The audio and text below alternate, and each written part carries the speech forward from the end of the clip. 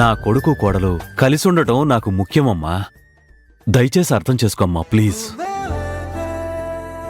జీవితంలో మనకు కావాల్సింది మనం దక్కించుకోవాలంటే కష్టమైనా ఒక్క అడుగైనా ముందుకు వెయ్యాలభి.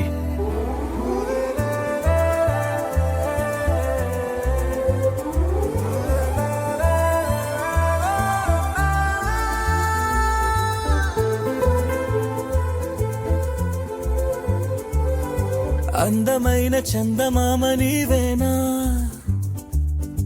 నిన్ను నేను అందుకుంది నిజమేనా?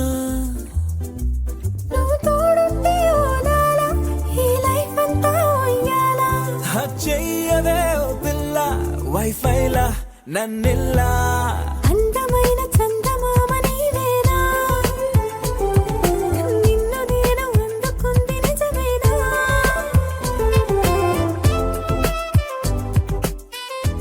రాహుల్, ఎప్పుడొచ్చారు మీరు? ఎంతసేపు అయింది? ఇప్పుడే వచ్చాను నందన.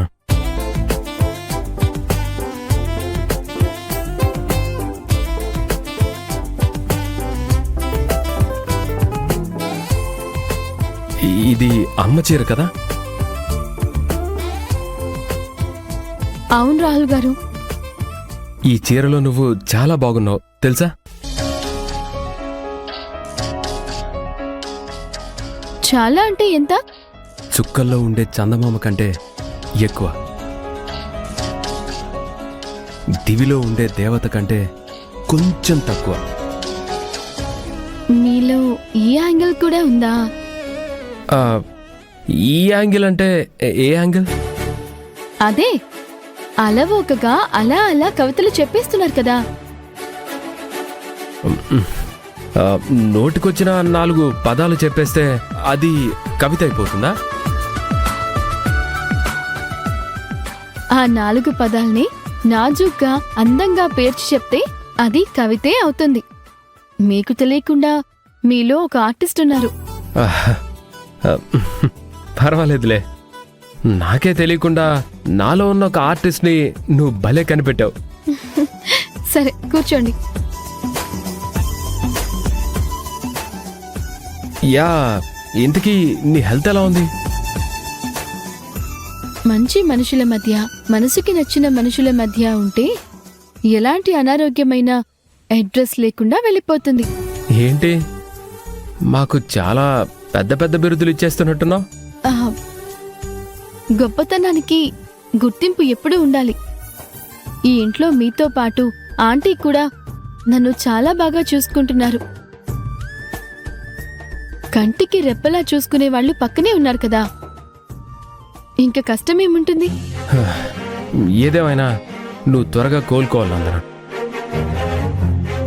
ఏ, త్వరగా కోలుకుంటే త్వరగా పంపించేస్తారా? చచా, అలానేం కాదు.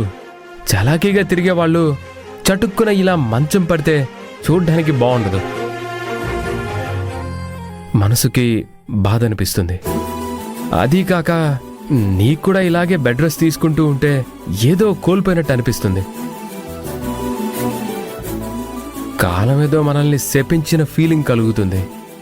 అందుకే ఎప్పుడైనా అనారోగ్యం పాలైతే వీలైనంత త్వరగా దాని నుంచి బయటపడాలి. మీరు చెప్పింది కూడా నిజమే. అయినా మీరందరూ తోడుగా ఉన్నారు కదా, త్వరగానే కోలుకుంటానులేండి. సరే నందన, నేను వెళ్ళి ఫ్రెష్ అయ్యి వస్తాను, నువ్వు రెస్ట్ తీసుకో.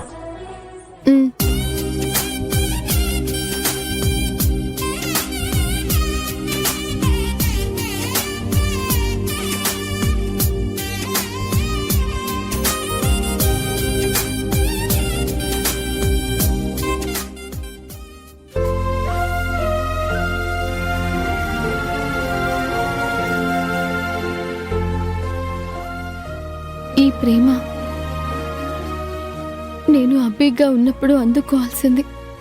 నందనగా ఉన్నప్పుడు ఇంత అభిమానం దొరుకుతున్నా అది అందుకోవడానికి మనసుకి ఇబ్బందిగా ఉంది. మావయ్య గారు నందనగా రాహుల్కి దగ్గర అవ్వమన్నారు. దానివల్ల మీరు అనుకున్న ప్రయోజనం జరుగుతుందో లేదో కానీ ఈ ఇంట్లో మళ్ళీ ఎలాంటి సమస్యలు రాకుండా ఉంటే నాకు అంతే చాలు.